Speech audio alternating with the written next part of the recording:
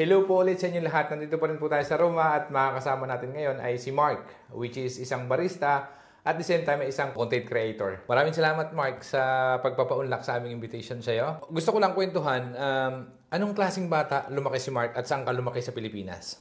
Bale, lumaki po ako sa Ilocos. Okay. So, Ilocano po kami. Tapos yung mom ko, bata pa lang ako, siya, OFW na siya. Nag-work na siya kasi hindi sila okay ni Papa at saka may ibang family. Kaya kailangan mag-work ni Mama para masuportahan ako. So si Mama mo yung nauna sa Italy? Okay. So Pero may may mga lola na kami doon. Hindi siya nauna. I mean, may mga ibang kamag-anak. Okay. So si Mami mo, are you saying na si grandmother bago si Mami dumating dito, nauna pa si grandmother mo na nasa Italia na. Kung magka third generation ka na OFW, ika nga. So, gusto ko lang ikwento mo lang sa amin bahagya yung memories ng isang anak ng isang OFW kasi more or less marami maka-resonate sa kwento natin. Ikaw bilang isang batang lumalaki at nasa abroad si Mami, ilang taon ka ba nung iniwan niya? Bata pa ako noon. Mga ilang months lang. So, months pa lang. So, wala ka talagang maalala. So, na nagkaisip ka, si Mami ba parang pabalik-balik lang din sa Pilipinas? Pabalik-balik. Bago ka nagpunta sa Italia, ilan taong ka na nun? Pagkatapos ko ng college. So nag-college ka pa sa Pilipinas? Okay. Ikaw ba nung nasa Pilipinas ka, si grandmother o si Lola nasa Italia na, si Mami na isa Italia din, ikaw ba naisip mo na gusto ko rin pumunta ron eh? O pinangarap mo rin bang pumunta rito o hindi? Oo, kasi yung mga ibang pinsan ko, bale andun na. So parang gusto ko rin pumunta. Okay. Nung medyo nag-matured na ako. Ang isang anak ng OFW, kwentuhan mo lang kami, ano yung experience mo bilang isang anak ng isang OFW na siyempre malayo sa nanay? Gusto ko lang maikwento mo na obviously, hindi madali para sa isang anak na malayo sa magulang, di ba? In your case, ano yung isang masasabi mo na well, hindi hinanakit yun kasi alam naman nating lahat na ginagawa ng parents mo yun o ni Mami dahil para sa'yo din. Di ba? Ikaw, ano yung, may kulang? Ano yung bukod sa kulang na wala siya? Ano yung pakiramdam ng isang anak ng OFW ng malayo? Minsan, yun nga napapaisip ako, wala akong mama at saka papa, pero meron naman akong tita at saka yung isa pang lola. So, ina-explain naman nila sa akin, hindi naman ako nagrebelde, tas okay naman yung mga grades ko sa school. Okay. Yun, pero pag umuwi si Mama, parang naiilang lang ako kasi hindi ko naman siya laging kasama. Tama. So yun yung isang pakiramdam ko lahat. Karamihan sa OFW na nagkakaroon ng, well, ngayon siguro nowadays, iba na kasi pwede na mag-video calls, di ba na? So that time, wala pa nun no? Masyado. Wala pa masyado. So, via phone call lang. Tapos mabilis pa siya kasi mahal, parang, bayad. Parang hinahabol niya, sinasabi niya na na mahal yung bayad. Okay. So yun yung isang nakita mo na parang umuwi siya, parang nahihiya ka, naiilang ka dahil obviously hindi ka lumaking kasama siya. Okay. So, sabi mo nga, pinangarap mo rin naman magpunta dito sa Italy dahil obviously si Lola, si Mami nandito na. Ano pa yung ibang iniisip mo na, hindi ka ba nag-iisip na, siguro mas masarap buhay sa abroad or ano yung naiisip mo noon? Parang nag-enjoy naman kasi ako sa kabataan ko noon, so hindi ko pa naisip yun. Naisip ko na lamang nung mga pagkatapos ng college, nung napansin ko na mahirap maghanap ng trabaho sa Pilipinas kasi dami-daming mga qualifications. Yeah. Doon ka medyo na nahihirapan. Pero in terms of pagpapadala, I'm sure hindi ka naman pinabayaan ni Mami. Hindi. Kasi kumbaga sa atin, given yun, pag parents mo nasa abroad, sigurado ako, pag sinabi mag-aral ka, basta mag-aral ka, lalo sa'yo, maganda ang mga grades mo. Maganda rin yung grades ko. Tapos mula elementary, parang honor student din ako. Kaya proud din si Mama sa akin. Kailan dumating yung point na, yung opportunity na makapag-Italia ka na? Anong taon to? Ilang taon ka nun? Mga siguro 20 plus noon. Pero nag-work din ako, although yung mama ko ay nasa abroad na. Nagkatrabaho ka na sa Pinas? So, nag-try din akong mag-call center noon. Parang ganun. Okay. Tapos, pinakita ko sa kanila na hindi lang na porke yung mama mo ay nasa abroad na, parang hingi ka lang ng hingi ng pera. So from Ilocos, nagpunta ako ng Pampanga para mag-work doon. Nag-alala pa nga si Mama noon kasi sabi niya, parang wala yung mga kamag-anak ko doon, tapos parang mag-isa lang ako. Pero nakaya ko naman kasi gusto ko rin maranasan yung independent. Maging independent. Okay. Call center yung trabaho mo dito? Tapos yung iba naman ay nag-work din ako sa mall, ganun. Okay. So, sa Pampanga pa rin? Paano nagpunta? Paano nabagsak? Paano ko nauwi sa Italy? Sabi niya kasi parang lagi na lang siyang nagpapadala. Hindi naman sa panunumbat yun, pero sabi niya tumatanda na kasi siya. Okay. So, gusto niya naman na parang kahit wala na daw siya ay kaya ko na parang ganun. So, kinuha niya ako dito. Okay. Hanggang sa yun, nakahanap na rin ako ng work dito. Okay. So, ilang taong ka nito? Nung nung kinuha kanya na ni Mami? Hindi ko na maalala, nasa 20 plus ata yun. Okay. So ano yung naging first job mo dito? Ano noon, kasi pag lalaki kasi mahirap. Kaya nag-start ako sa domestic at saka caregiver. Yun. Okay. So yun yung isang ano? Oo. Nag-aral din ako ng ano dito ng short course na caregiver. Okay. Doon sa pagtatrabaho mo bilang isang caregiver, obviously hindi talaga madali, di ba? Pero ano yung pinanghahawakan mo para bakit kailangan mong gawin yon? Parang tiyaga lang kasi kung hindi ka naman mag-work dito, parang wala ka ring pera. At saka nahiya ka na rin na humingi sa mama mo, syempre. Okay. At saka syempre, andito ka na. Yung mga ibang mga friends ko, parang gustong-gusto nilang pumunta dito, pero hindi naman sila makapunta. So inisip ko, andito na ako, di why not na pag-igihin ko na yung... Tama, galing. Oo. Doon sa karanasan mo na pagtatrabaho, usapan mo natin as a caregiver. Kasi sabi mo nga, naging domestic at caregiver. Alin na una sa dalawa o sabay? Una muna yung domestic, yung sa paglilinis-linis sa bahay. Tapos, trinay ko rin yung yung caregiver. Okay. So, ano yun? Second job yung caregiver? Second job. Ano yung pagsubok na dumating sa'yo na parang masasabi mo pa sa sarili mo, dapat pala hindi na lang ako nagpunta? Meron bang ganun? Hindi, wala naman. Although yung course ko ay computer science. So, malayo talaga, di ba? Malayo siya sa caregiver. Yeah. Pero inisip ko na lang na mas malaki yung sahod, parang gano'n. Pero dati, parang naiilang pa ako sa, alam mo na, yung sa caregiver, syempre. Yeah. Maglilinis ng alam mo na yun. Hanggang sa nasanay na lang ako. Okay. Oo. So from there, ano pa yung ibang mga nagawa mo? After, so ilang taon mo itong ginawa? Madami. Maraming taon? Oo, kasi malakas pa kasi yung amo ko noon. Okay. Tapos hanggang sa humina na siya, tapos may Alzheimer hanggang sa namatay na. Mga siguro, mga mahigit 3 years. Ganun. 3 years ka nagtrabaho as a caregiver at the same time housekeeping. Oo. So, 2 caregiver yung work ko actually. Okay. Nung namatay yun, tapos naghanap ulit ako. Okay. So, ano yung masasabi mo lang? Kasi maraming OFW na kasi katulad mo yung ginagawa nila. Tapos dumating yung point na ano pa ba yung pwedeng gawin bilang isang OFW na I know, karamihan sa atin, especially sa Europe o I think anywhere in the world, mas pinipili natin na nandito na rin lang tayo, samantalin natin. Nagiging workaholic talaga kadalasan. Ikaw, paano mo binabalanse yung work-life imbalance na ika nga sa'yo? May nagda-day off ka ba? Oo, kapag day off ko naman, marami kasing mga organizations dito. So pumupunta ako. Minsan, may nag-alok din sa akin ng ng parang magbenta ng mga condo, trinay ko rin yun. Tapos yung mga ibang networking, pero feeling ko hindi ko linya, parang ganun. Okay. Kaya hindi ko siya pinush. Hindi ka nagtatagal. Hindi ako nagtagal. Okay. Tapos, pag day off ko talaga, hilig ko travel at saka food. So, mahilig ka mag-travel? Mahilig ako mag-travel. So, ano yung mga bansa dito sa Europe na masasabi mong, para sa akin, achievement o success, matuturing o nakakapag-travel ka na gusto mong puntahan yung mga lugar? Ano yung pinakamagandang bansa na napuntahan mo na dito sa Europe? France. Okay. Tapos, saan? Specifically? Saan sa France? Sa Paris. Kasi yung tita namin nandun, yung kapatid ni mama. So, pag pumupunta ako doon, so parang hindi masyadong magastos dahil pabahay siya. Tapos, binibigyan naman ako ng food at pagkain. Kaya kasi sabi nila mahal daw pag nag-travel sa Paris. Okay. So, sa akin, hindi ko naman naramdaman yun. Okay. Pero habang tumatagal, parang nakikita ko na maganda talaga yung Italy. Kaya naisip ko na i-vlog ko yung bansang Italia. Okay. So pag-usapan natin yung yung pagba-vlog. Oo. So sabi mo nga nagtrabaho ka dito sa bahay at the same time second job mo is caregiver. Kailan nagsimula yung pag-content creation mo? Anong pandemic? Okay. So ikwento mo lang sa akin bakit so obviously yung trabaho mo na sa bahay at saka yung sa caregiver, kahit na pandemic, pinapapasok ko niyan May trabaho ko niyan kung totoo. At saka bawal lumabas nun Alam mo yun, diba? Tama. Bawal lumabas. So, paano mo naisip na, kailangan ko mag-content creation? Bakit naisip mong mag-content creator? Kasi wala tayong magawa nun, tapos uso yung TikTok, di ba? Uso yung TikTok na uuso. So, parang nanonood lang tayo. Nauso din yung YouTube, yung long form video dahil nga maraming marami sa Pilipinas yung gumagawa ng mga videos dahil nga bawal lumabas. Yeah. Tapos, maalwan kasi yung trabaho ko noon, yung caregiver, mag-isa lang yung matanda. So, may minsan, time ka? nanonood ng TV, mga ganon. So, ang dami kong time kasi nasa tabi lang niya ako nanonood kami, nasa tabi lang niya ako. Okay. So, minsan nanonood ako ng mga TikTok, tapos gumagawa rin ako ng mga TikTok, mga ganon. Ano yung dahilan para gawin mo mag-content creator? Pera ba ang main reason or gusto mo lang din magbigay ng saya sa tao? Kasi, ang dami sa atin, anyone could do a content creator kung gusto nila. It's a question minsan, ikaw ba, nung nagsimula ka, inisip mo na, ay, ano ko yung sasabihin ng mga tao sa akin? Sasayaw-sayaw ako, TikTok ako.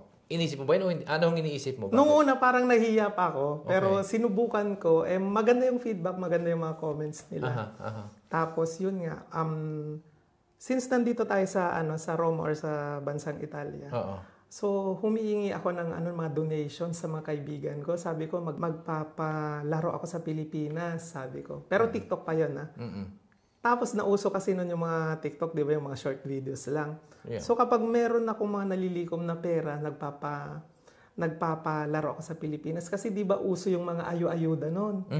Okay. So tulong talaga? Oo, tulong talaga. Tapos ang ginagawa ko in return, parang doon sa amin, sa barangay namin, so kinakausap ko yung mga tao doon, yung mga tawag doon, mga officers ng barangay. Pero hindi si kapitan yung kinunta ko yung mga officers. Kasi kumare ko yun. Tapos sabi ko, magpalaro tayo para sa mga bata. Tapos yung mga, sila yung sinasabihan ko na magbalot ng mga rice. Yung parang, parang ayuda. That time, pinapayagan na yung, kasi bawal, di ba? Lockdown. Pero nung tumatagal kasi parang medyo siya. Kasi bagay, on and off yung lockdown. On and off. Ang purpose mo, kaya nag-start ka mag-content creation, is to fundraising para makapagpadala ka ng tulong dun sa mga kabarangay mo. Kasi nauuso yung ayuda noon. Ganda naman ng ginawa mo. Oo, kasi noon, dito naman kasi sa Roma, may mga nagbibigay din ng ayuda sa mga churches, mga pumipili may ibang kababayan natin, tapos binibigyan ng baga pera yung gobyerno, yung mga parang walang work. So tumulong din ako. Kaya nagpalaro ako. Alam mo ba yung ginawa namin, no? May cash, tapos may ayuda. Tapos talagang nahihilig ako sa noon sa TikTok. Nagpagawa pa ako ng trophy, tapos alam mo yung yung logo niya. TikTok. So TikToker ka nagsimula? Nung pandemic kasi, TikTok talaga yung nauuso. Kasi nga may mga short videos, ganun. Yeah. Tapos, nung nakita ni YouTube na parang sumisikat yung TikTok, so meron siyang YouTube Shorts, di ba? Tapos, nung may YouTube Shorts na, ito naman si Facebook, nag-reels, di ba? So, parang ginagaya. Ikaw ba, nung nakita mo na may opportunity o nagawa na short, nag-YouTube channel ka na rin at nag-Facebook page ka na? Meron akong YouTube channel, tapos meron akong Facebook. Oo, isang upload na lang yun. Yung ginagawa mo ba pagka nag-reel ka o nag-video ng TikTok, is same video, you can upload it for 3 different platforms. Pero nahihirapan ako sa long form kasi noon dahil, di ba sa YouTube kasi noon parang sa YouTube, yung pahiga kasi yung video. Yung sa long form. Sa long form. Landscape. Mas gusto ko yung Reels at saka TikTok kasi nga patayo. Vertical. Vertical. Kaya nahihirapan ako. Kaya sabi ko baka mag-short form na lang. Pero dati talaga YouTube talaga kasi nga parang, noon kasi parang nauso yung long form Yun talaga malakas din pagkakitaan daw. Pero ngayon kasi, nung medyo tumagal na, ang gusto nila yung parang short pero andun na lahat. Kompleto. Yung parang, pero vertical pa rin. Parang andun na lahat. Okay. Tapos yung pinaka sad part na nangyari din sa akin ay yung nahack ako. Okay. So yun yung pinaka-biggest challenge sa'yo? Oo. Nag-start ulit So kwento mo sa amin paano nangyari to? Nauso rin kasi yung mga hackers doon. Tapos nung parang ako sa customer service ng Facebook. Parang sinabi nila na limited lang yung mga tao na parang sa customer care or support. Hanggang sa ina-update ko naman sila pero hindi na talaga nila magawa ng paraan. Malaki na ba yung channel mo nung nahaka? Ilang mahigit followers 30 plus din yun. Pero yun kasi yung, alam mo yung masakit sa loob mo kasi nga, pinaghirapan mo yun. Tapos kukunin lang ng iba. Naman. Hindi ko na talaga na-retrieve yun. Talagang, grabe. So, back to zero. Oo, nag-back to zero ako. Pero ginawa mo pa rin? Ginawa ko pa rin kasi talagang gusto ko Gusto ko talaga. Oo. Ilang taon pinuno bago ka nakabalik dun sa 30,000 ulit na followers? Nakabalik ka na ba sa dami ng mga nawala? O yung mga loyalists mo? Hindi pa. Yung mga iba nawala na kasi minsan parang friends of friends kasi, di ba? Yeah. Tapos kasi dati nagpapalaro kami, so yung mga iba ng mga contestants na parang sinishare, hindi mo na makuha lahat. Grabe, sayang. Sayang talaga. So, yung kinikita mo bago na-hack yung channel mo, masasabi mo ba na pwede ka na rin gawing full-time job o hindi pa that time? Hindi pa. Okay. Pero sa TikTok hindi ako kumita noon, pero tumutulong pa rin kami. Sa YouTube ako talaga kumikita noon sa long form videos. Okay. So yung pinapadala mong pera na nag-gathered mo, is nanggagaling doon sa mga donation. Sa Kasi mga iba sa mga donations. nagsosolicit ka.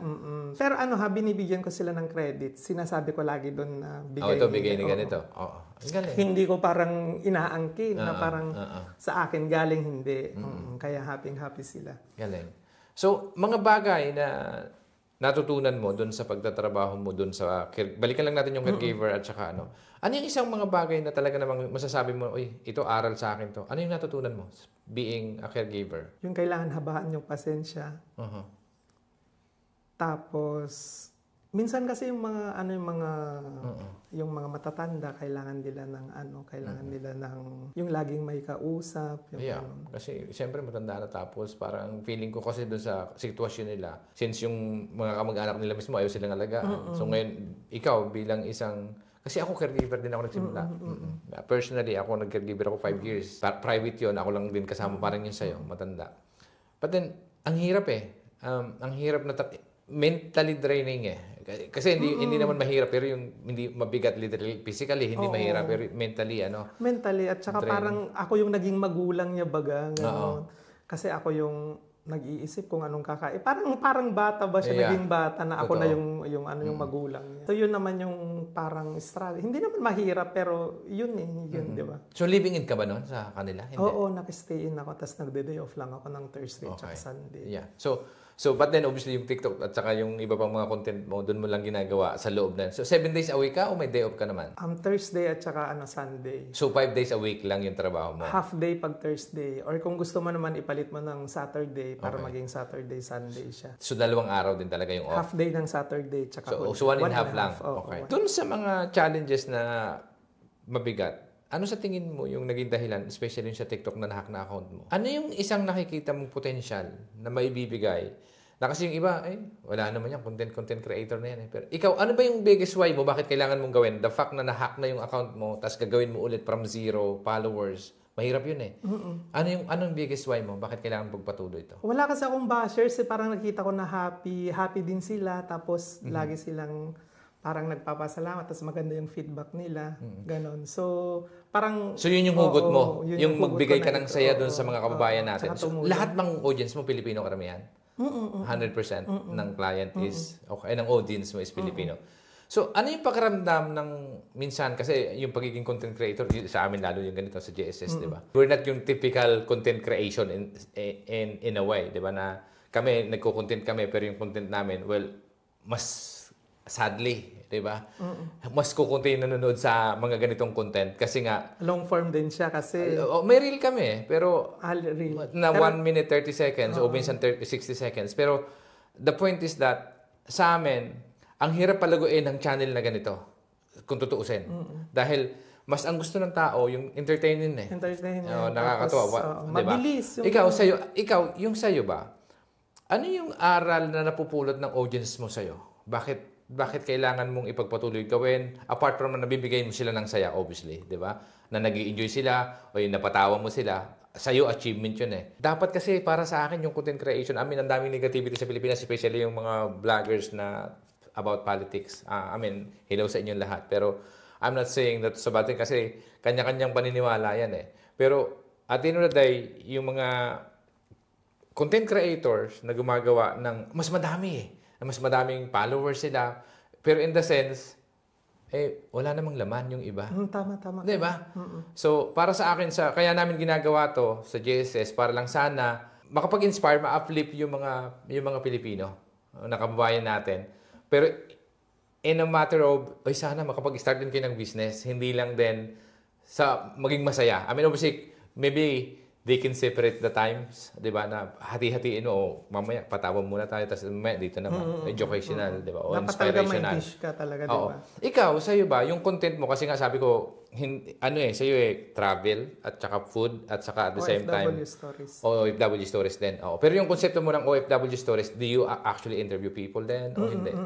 Ng one-to-one? Oo, meron din pero hindi siya ganito kahaba. Parang nagpro-promote lang ako ng halimbawa kung may mga business sila or mga organizations, parang ganun. Pero hindi siya long form talaga. So gano'ng katagal to, yung video? At saka vertical lang?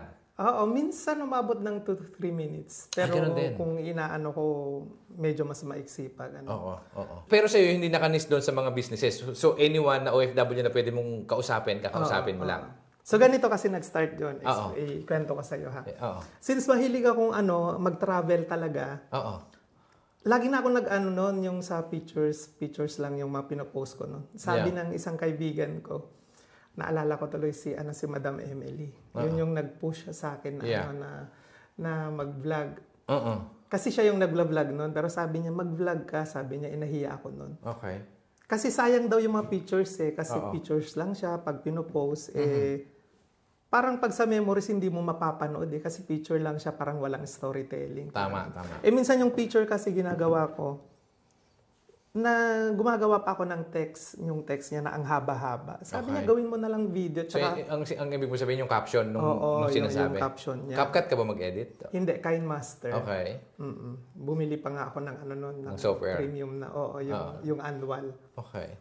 Kasi doon na ako nagamay Okay. Tapos nung sinabi sa'yo ng kaibigan mo na nag-i-enjoy kami panood, kaya mas maganda sana itong may audio at may caption. So, trinay ko, maganda naman ang feedback ng mga iba. Tapos sabi ko, ano kaya yung Sabi ko, ano kaya yung niche ko or yung content ko. Sabi ko, naisip ko since talagang passion ko talaga or gustong-gusto ko mag-travel. So sabi ko, pag nagtra-travel ako, syempre kailangan ko rin tikman yung mga food nila doon, di ba? Kung asan ka, syempre titikman mo yung mga food nila. Tapos nakita ko, every time na pupunta ako sa ibang lugar, meron mga OFW. So, yun yung mga kinakausap mo as a content? So, parang sabi ko, connected yung mga tatlo Okay. Travel, tapos di ba food, kakain ka din doon, tapos yung mga OFW. Okay. Kasi alam mo naman ang Pinoy, kahit saan. Kahit saan, sulok ng mundo marami. So, ang ginagawa mo, pag kunyari, nagpunta ka lang sa Paris, so pag may nakita kang Pinoy, kakausapin mo na yun? Hindi pa naman totally na kakausapin agad. Siyempre, I mean, off-cam. Paano magpipitch ka na, pwede kitang masama sa vlog. Okay. Ganon. Tapos, mayroon ako mga ibang kaibigan na sabi na parang mag-iba daw ako ng mga content. Halimbawa, mga prank, mga ganon. Okay. Kasi mas mabilis daw. Pero sabi ko naman, ito talaga yung gusto kong content kasi dito ako masaya. Tsaka, sabi ko, educational kasi parang marami silang natututunan sa videos ko. Kaya sabi ko, kahit na konti pa lang yung followers ko, talagang dito ako magfo-focus, sabi ko. Okay. So, ngayon, ano yung nakikita mo? Obviously ngayon, this is your side hustle as being a content creator. Kailan mo nakikita yung sarili mo na masasabi mo, siguro, kaya ko nang i-full time kasi the chances are, kaya ko nang kitain dito sa pag-content ko, magpo-full time ako rito, yung kinikita ko sa coffee shop. So, kailan sa tingin mo darating yun? Kasi sa tingin, nakikita ko sa'yo, 1 year, parang ganun. 1 year.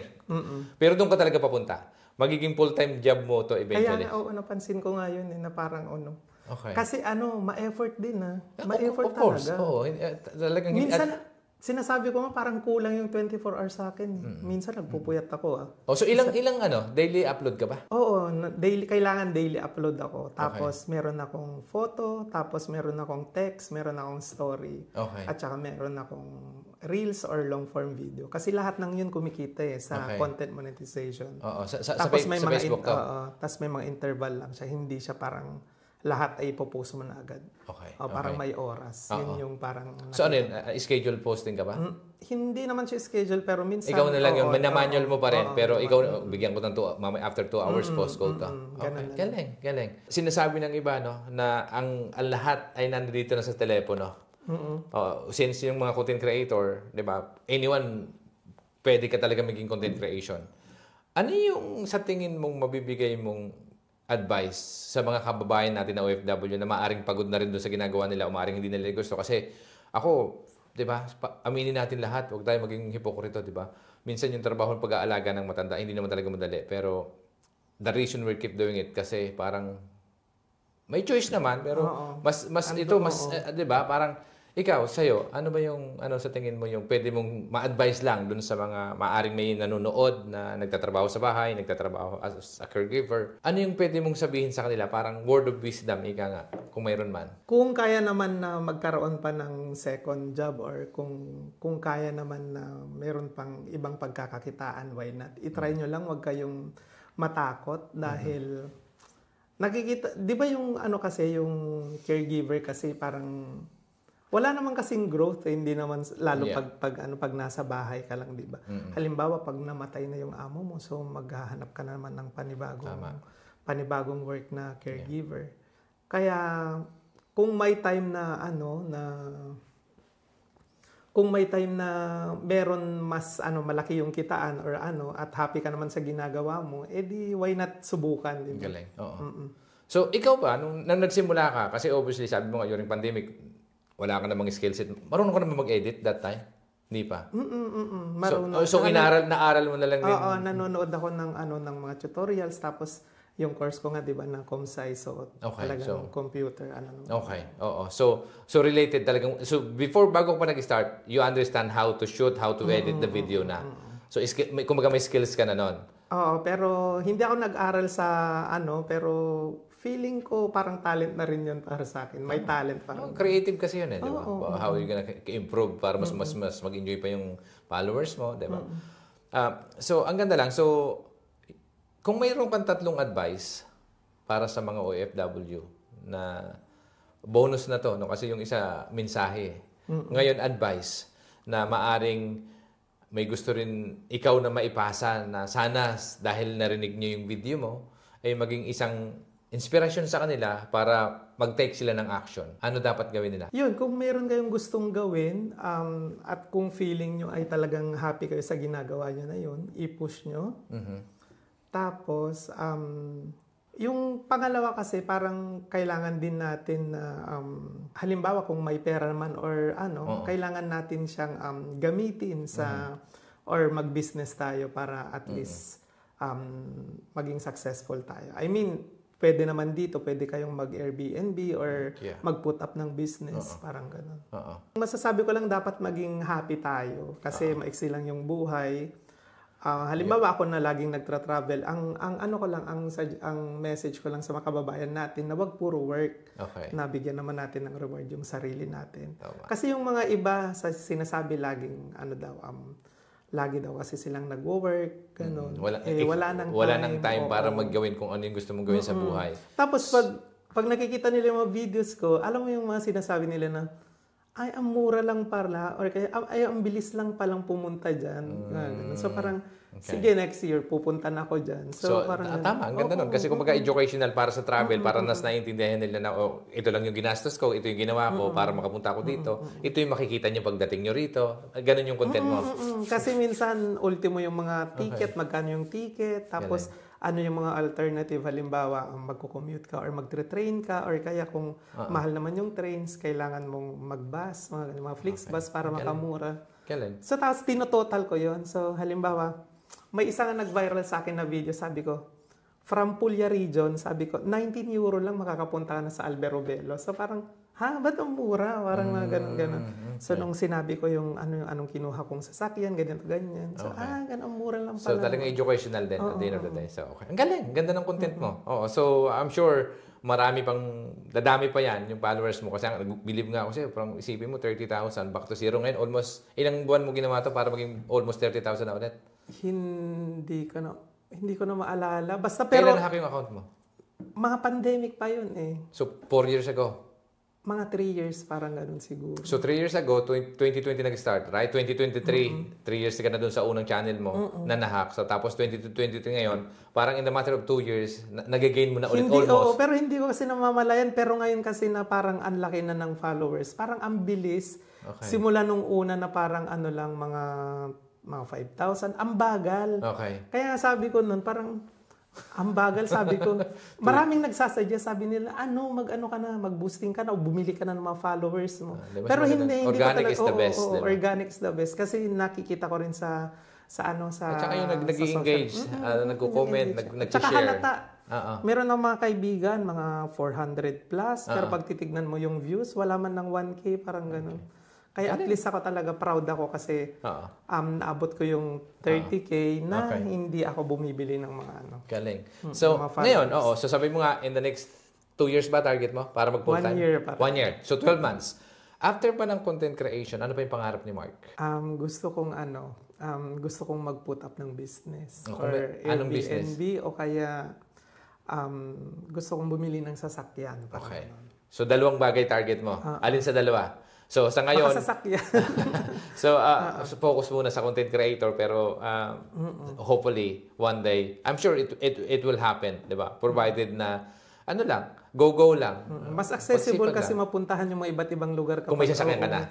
Meron kasi yung mga minsan yung mga hindi naaabot ng mga trains o kaya yung mga bus naman kasi may schedule yan eh. Kaya minsan naghahabol ako ng baka maiwan ako or yun yung So, hindi mo ba inisip na minsan, yung pagta-travel mo, total mahilig ka naman, content mo yung mag-travel. Ngayon, kung magkakaroon ka ng sasakyan, tapos ikaw yung magiging tourist guide. Yun. Di ba? Feeling ko, konektado eh. Konektado lahat. Di ba? So, ngayon, pag nakabisado mo na, especially dito sa Italy, yung masasarap na pagkain, saan kakainan, kung may mga Pilipinong turista, ikaw tourist guide, driver ka. Ang dami. At the same time, iko-content mo yung...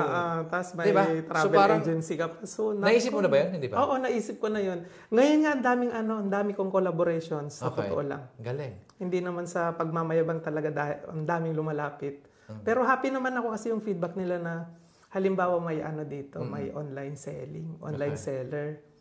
Tapos blinag ko. Alam mo, laking pasasalamat niya. Parang, uy sir, mula nung na-feature mo ang aking sabi niya, na-vlog mo ko, parang ang dami ng mga inquiries, ang dami ng bumibili, ganito, ganyan.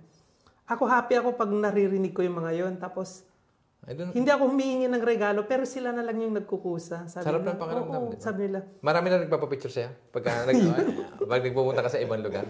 Naiyak tuloy ako. yun yung Ang dami as in sa mga trains, ganon. Oo. Minsan tinititigan ako, parang minsan nailang ako, sabi ko. Kilala kasi ko to. Tapos, followers mo pala. Parang gumagano na kaya, uy, alam mo, nanonood ako na. Tapos kinikwento nila, sinabi, alam mo ba yung blinag mo na pagkain, pinuntahan namin, mga ganon. Tapos, every time na may upload ka, pinapanood namin kasi inaabangan namin kung ano yung mga kainan na ng mga mura. Kasi minsan may mga kasi, yung mga unique baga, parang ganon. Sabi nila, lagi daw silang nanood, tapos pinupuntahan nila. Tapos yung mga, dito kasi sa Italy, di ba, ang daming dagat eh. Kasi kung nakita mo yung map ng Italy, talagang napapalibutan siya ng dagat. So yun, lagi akong gumagawa ng videos about sa mga, lalo sa summer tsaka spring, pagpunta sa dagat. Kasi malapit lang dito. Yeah, okay. Sobrang lapit lang. Okay. Tapos nilalagay ko kung magkano yung presyo or yung bayad ng mga trains, mga ganun. Na-appreciate nila. Kasi minsan natatakot silang pumunta kasi sabi nila, akala nila mahal. Meron nga akong one time na video. Galing. Na nagpunta sa isang... So para makatipid sila sa pag-travel, hanapin niyo si Mark, follow niyo siya. Okay, para makatipid kayo, makasubscribe kayo, mapuntahan niyo yung mga masasarap na pagkain. Na hindi masyadong mahal. Ganon din yung diskarte, paano makapunta doon ng mas matipid. Tama ba? Yun ba yung gusto mong target? So anong pakiramdam? Parang nakita ko lang sa'yo kanang medyo ka nung sinabi ko na anong pakiramdam nung may nagpapapicture na sa'yo ngayon na totally strangers kasi hindi mo sila kilala. But then, kasi sa pag marami ka ng followers, hindi mo na kilala yung iba eh. O mas marami nang hindi mo kilala pero kilala ka nila. Oo, ang dami. Pero alam mo, napansin ko talaga ang lakas ng ng kapangyarihan ng social media. Okay. Kasi one time mayroon akong may kababayan na nagpa-picture sa akin. Tapos sabi ko, itag mo ako. Pero picturean din kita, sabi ko. Pero hindi ko nakuha yung pangalan. Okay.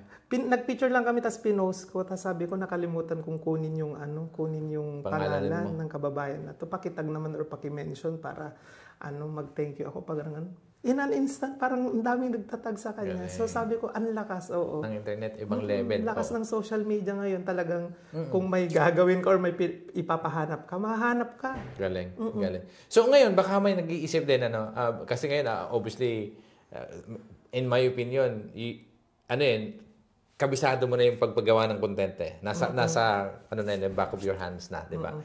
Kung may mga gusto rin mag-content creator, na nanonood ngayon, ano yung ma-advise mo sa kanila? Very specific tayo dito kasi ikaw, kahit bali-balik ka rin yung mundo, pag content, kahit tinan mo, 30,000 followers, nawala, na-hack. Bumalik ka ulit eh. Tapos ngayon, almost 30,000 after 2 years. Kung kumbaga dati nakuha mo yung 30,000 in 3 years time, ngayon 2 years lang nakukuha mo na yung 30. Which is parang, hirap lang, pero ang tanong kasi doon, bakit kailangan mong gawin ulit eh? Yun ang galing mo eh.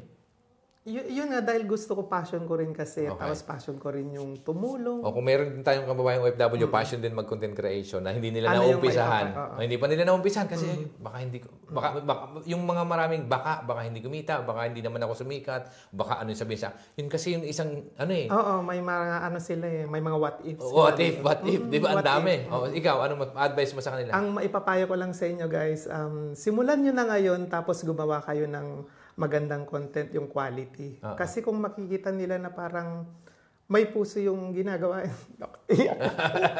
Okay lang yan. Kung may puso yung ginagawa nyo, yun, tatangkilikin naman nila yung yung mga videos nyo. Di ba? Hindi madali eh. Hindi din madali kasi gumawa ng content, di ba? Kasi yung sabi nila minsan sa akin lagi, parang pag pinapanood daw nila yung video ko, parang ayaw na nilang parang ayaw na nilang swipe kasi nga, tapos pag minsan sinasabi, ang bilis naman, paano nabigay ko na lahat yung dun eh. Di ba? Andun na lahat, talagang siniksik ko na, kinumpak ko na. Sabi, kaya pinsan, pagkatas nila isang video, yun, tinitignan na nila yung mga iba. Kaya nagugulat na lang ako minsan, parang yung mga old na videos ko, nagba-viral. Galing. Sa amin, 300 pa lang yung followers ko sa Facebook. Hindi masyadong marami, di ba? Pero subscriber natin sa YouTube, lahat ito organic, by the way, nasa 2,000 pa lang. So, invite mo sila na sana sa pamamagitan ng maliit na channel namin, mapuntahan din yung channel mo. Saan mahanap si Mark? Bale yung Facebook at sa Facebook ko po, Mark Gorospe. Search nyo lang po yun. Bale yung content po natin ay travel, food, at saka OFW stories. At saka pag kahit na hindi nyo ako friends, mag-a-appear talaga yun. Yung sa sa TikTok po is Marco GD, yung nailagay ko po na Pero connected po siya sa Facebook ko. Galing. Tapos yung YouTube ko na hindi ko na masyadong inaasikaso ngayon, Marco GD, Rome, Italy. Okay. Pero mas mas active po ako sa TikTok at saka Facebook. Galing. Maraming salamat sa iyo, Mark. At thank you, sir. Thank you din sana po. Pinagbigyan mo kami ng very short notification, in-invite. Kagabi lang, tapos salamat. Umuo naman ako dahil alam ko naman na maganda yung hangarin niyo at po sana sa mga may OFW. Maraming salamat sa iyo. At sana sa kwento mo may na-inspire at sana kumbaga, kung may matagal nang gusto maging content creator na dahil sa napanood yung video mo sa amin, I'm sure sana maumpisahan na nila. Maraming salamat sa iyo. At yun po. So, maraming salamat po muli sa panonood ng aming programa at sana po ay may natutunan at kung kayo po ay nag-enjoy, pakishare na lang po yung video at mag-subscribe na rin sa aming channel para po maipakalat pa natin at makapag-inspire pa ng mas maraming Pilipino. Maraming salamat po at hanggang sa muli. Maraming salamat po.